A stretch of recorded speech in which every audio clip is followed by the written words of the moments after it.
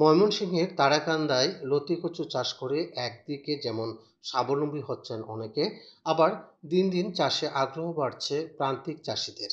উপজেলার হরিয়াগাঁই, নলচাপাড়া, কোনাপাড়া, বারুইপাড়া, বাদ্রাকান্দা, কুশিয়াধারা, টেঙ্গুলিয়াকান্দা, পাথারিয়া, রায়জান সহ প্রায় 20টি গ্রামে 1500 একর জমিতে বিভিন্ন জাতের লতিকচু চাষ হয়।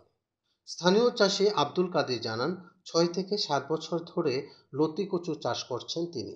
এবছর 50 শতক জমিতে লতিকচু চাষ করেন। এতে প্রায় 50 থেকে 60 হাজার টাকা খরচ হলেও তিনি 1 লাখ টাকার বেশি বিক্রি করতে পারবেন বলে আশাবাদ ব্যক্ত করেন।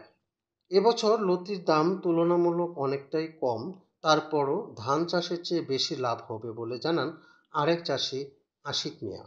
5 থেকে 6 মাস লতির কচু বিক্রি করা যায় বলে জানান চাষিরা। প্রচুর লতির আবাদ বাড়ানোর জন্য বৃহত্তর ময়মনসিংহের নিবিড়তা ফসলের বৃদ্ধিকরণ ও অনাবাদি পারিবারিক পুষ্টি বাগান আওতায় উপজেলায় 7টি প্রদর্শনী দেওয়া হয়েছে।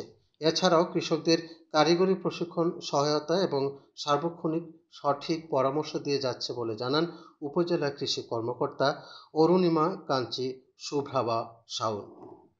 তারাকান্দা উপজেলায় ব্যাপকভাবে কচুরলতি চাষ হচ্ছে, যেহেতু এটা খুবই অর্থকরী একটা ফসল, কৃষকরাও এতে উৎসাহিত হচ্ছে।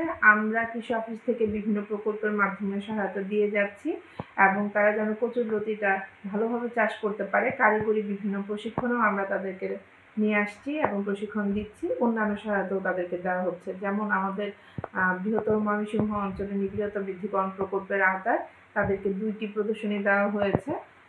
অন্য আরেকটি আমাদের প্রকল্প রয়েছে, অনাবাদি জমিতে পারিবারিক পুষ্টি বাগান স্থাপন প্রকল্পের আওতায় আমাদের 7টি কচুরলতি প্রদর্শনী দেওয়া হয়েছে।